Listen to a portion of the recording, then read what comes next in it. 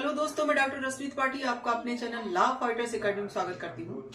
दोस्तों, आज के सेशन में जो मैं केस लेके आई हूँ वह सुप्रीम कोर्ट का लेटेस्ट केस है और आज की केस का जो मुद्दा है वह है सीनियर सिटीजनशिप एक्ट को लेकर के।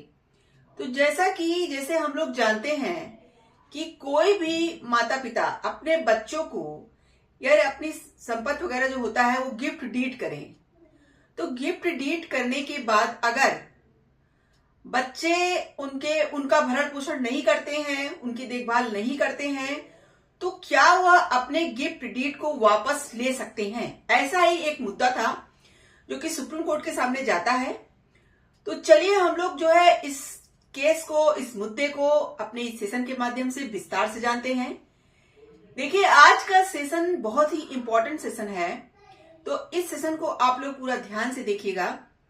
देखिए, इस सेशन में हम लोग यह बात जानेंगे क्योंकि सीनियर सिटीजन जो होते हैं उनके जब बुजुर्ग हो जाते हैं, जब उनको देखभाल की जरूरत होती है तो बच्चे ही उनकी देखभाल करते हैं। लेकिन जब बच्चे ही अपने इस जो है कार्य को करने से मुख मोड़ लें तो क्या वह यह सही कर रहे हैं? तो यही सब आज हम लोग सुप्रीम कोर्ट के जजमेंट के माध्यम से समझने वाले हैं।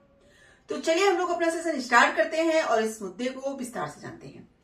जैसा कि यह जो केस रहता है, एक माँ द्वारा अपने बच्चे को जो है गिफ्ट डीड जो दिया गया था उसको वापस लेने के लिए एक मामला था। जैसा कि माँ का यह कहना था, माँ जो है इस एक्ट के तहत पहले जो है इस एक्ट के तहत न्यायाधिकरण के पास जाती हैं। जैसा कि जो ये एक्ट बनाया गया है तो उसके लिए न्यायाधिकरण भी बनाया गया है, तो पहले वो न्यायाधिकरण में जाती हैं और उनका ये कहना रहता है कि मैंने अपने बच्चे को अपना जो है अपनी संपत्ति गिफ्ट डीड में दिया था और मैंने उसमें यह शर्त रखी थी कि अगर यह मेरी देखभाल नहीं करता है, हमारा भरण पोषण नहीं करता है, तो मैं अपने संपत्ति को फिर से वापस ले लूंगी।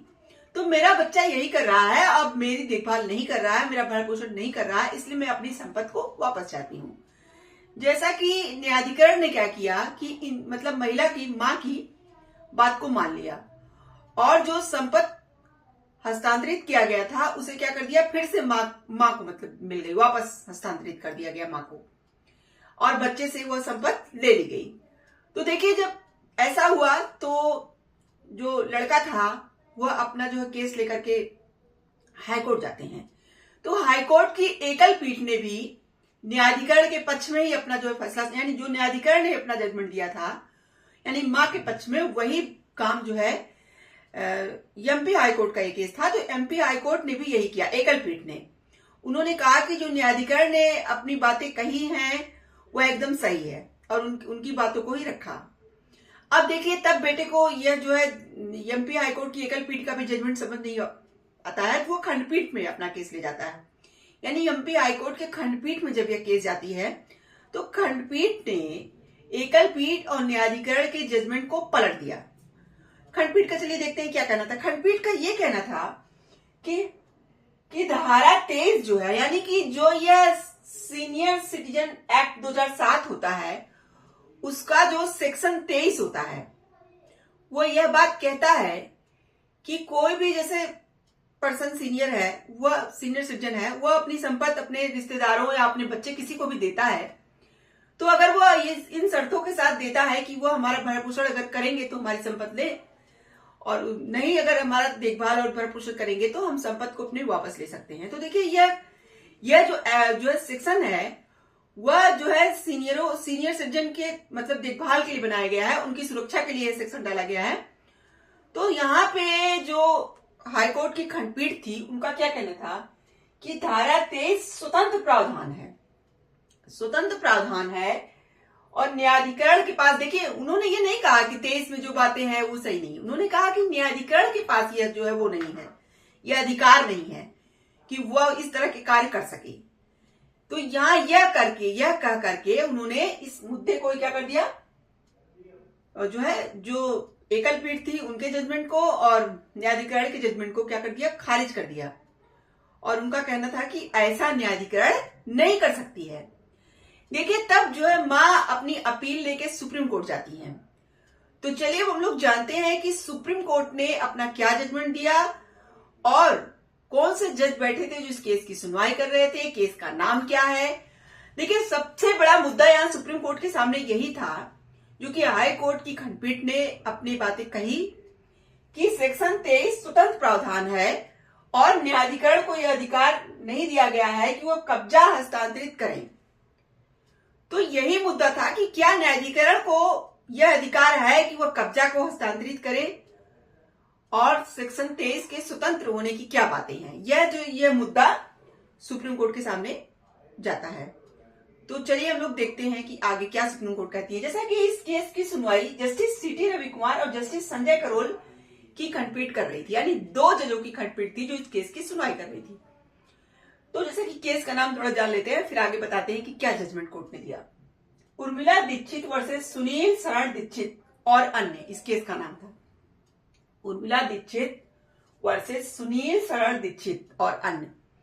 जैसा कि जब दोनों जजों की खंडपीठ ने सारे मुद्दों, सारी बातों को जाना, तो चलिए हम लोग देखते हैं कि क्या कहा।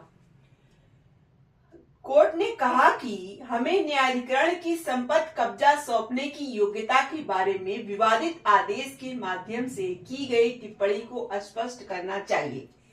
यहाँ पे कोर्ट ने कहा कि इस टिप्पणी को स्पष्ट करना चाहिए कि न्यायाधिकरण को जो कब्जा हस्तांतरित करने का अधिकार है वो दिया गया है या नहीं। आगे कोर्ट ने क्या कहा, सुप्रीम कोर्ट ने यस वनिता 2021 का यस वनिता का एक केस है, जो सुप्रीम कोर्ट का एक केस है, उस केस का हवाला देते हुए कहा कि अधिनियम के तहत, यानी सीनियर सिटीजन एक्ट का जो अधिनियम है, इसके तहत न्यायाधिकरण सीनियर सिटीजन की सुरक्षा सुनिश्चित करने के लिए आवश्यक एवं समीचीन होने पर बेदखली का आदेश दे सकते हैं। देखिए यहाँ पे कोर्ट ने क्या कहा, सुप्रीम कोर्ट का यहाँ कहना था कि यस वनिता जो 2021 का केस था, उस केस में यह बात स्पष्ट किया था सुप्रीम कोर्ट ने कि यदि न्यायाधिकरण सीनियर सिटीजन की सुरक्षा के लिए यह आवश्यक है एवं समीचीन हो तो बेदखली का आदेश दे सकती है।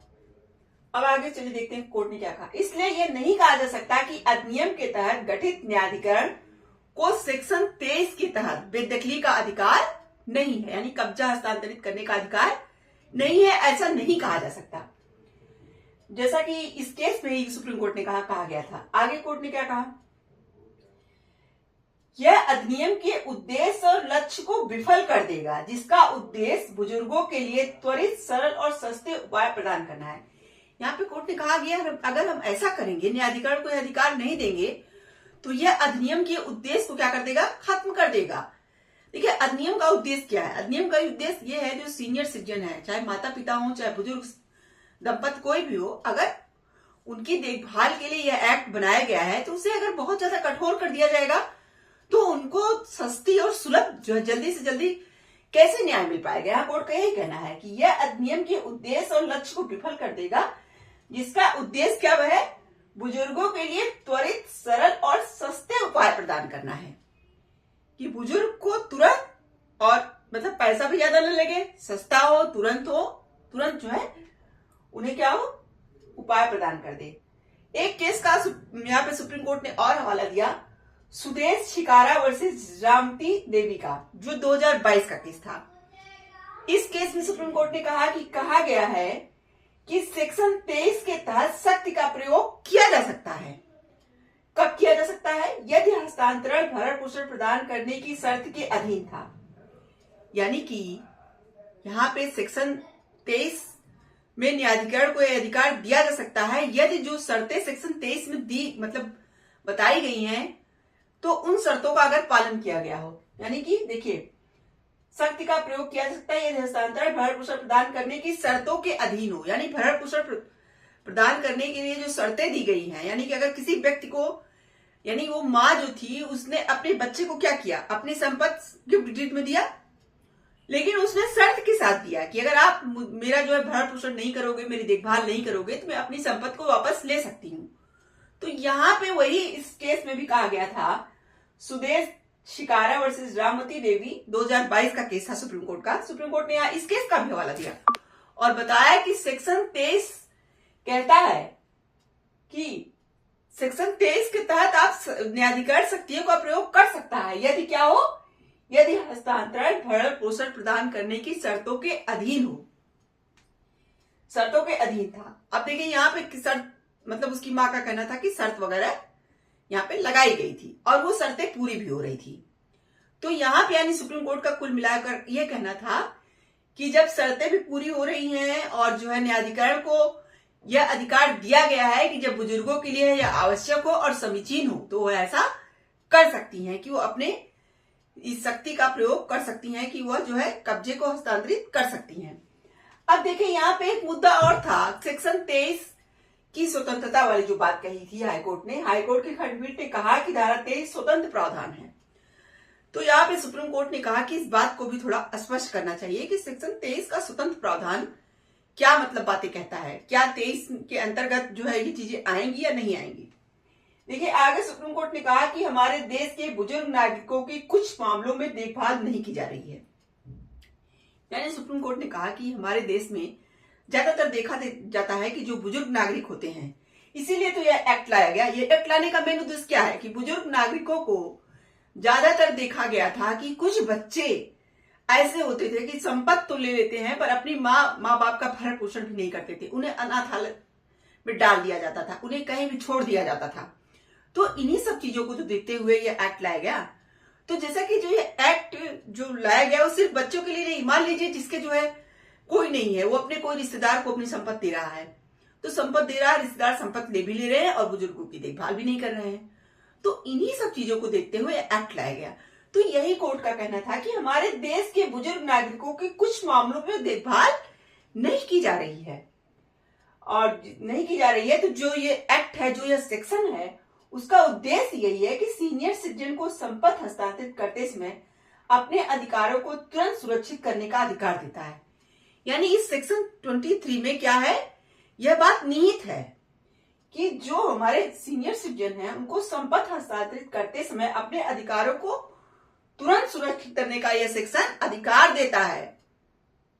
तो यहाँ पे यानी कोर्ट का यह भी कहना था कि इसमें यह चीज निहित है कि ऐसा न्यायाधिकरण कर सकते हैं, वो बुजुर्गों की भलाई के लिए ऐसा कर सकते हैं, वह जो है संपत्ति को हस्तांतरित कर सकते हैं। अब देखिए यहाँ पे अपील को सुप्रीम कोर्ट ने क्या कर लिया, माँ की अपील को सुप्रीम कोर्ट ने यहाँ पे स्वीकार कर लिया और जो न्यायाधिकरण ने जजमेंट दिया उसको बरकरार रखा। तो ये था सुप्रीम कोर्ट का पूरा जजमेंट। देखिए आज के जजमेंट का जो मुख्य उद्देश्य था या मुख्य बातें थी सुप्रीम कोर्ट का, तो यही था कि सीनियर सिटीजन एक्ट जो 2007 बनाया गया है उसके लिए जो न्यायाधिकरण गठित की गई है उसको यह अधिकार है कि वह सीनियर सिटीजन की देखभाल के लिए, उन्हें उनकी आवश्यकताओं की पूर्ति के लिए अगर वह समीचीन हो, आवश्यक हो, तो वह क्या कर सकती है, कब्जा हस्तांतरित करने का भी जो है जजमेंट दे सकती है। ऐसा नहीं है कि उसको ऐसा अधिकार नहीं दिया गया है, क्योंकि भाई देखिए ये त्वरित उपाय है। अब जैसे किसी और कोर्ट में जाने के लिए बुजुर्गों को भाई पैसा भी और देना पड़ेगा और आगे कोर्ट में जाएंगे, हाई कोर्ट में जाएंगे, सुप्रीम कोर्ट में जाएंगे और ज्यादा पैसे की जरूरत पड़ेगी।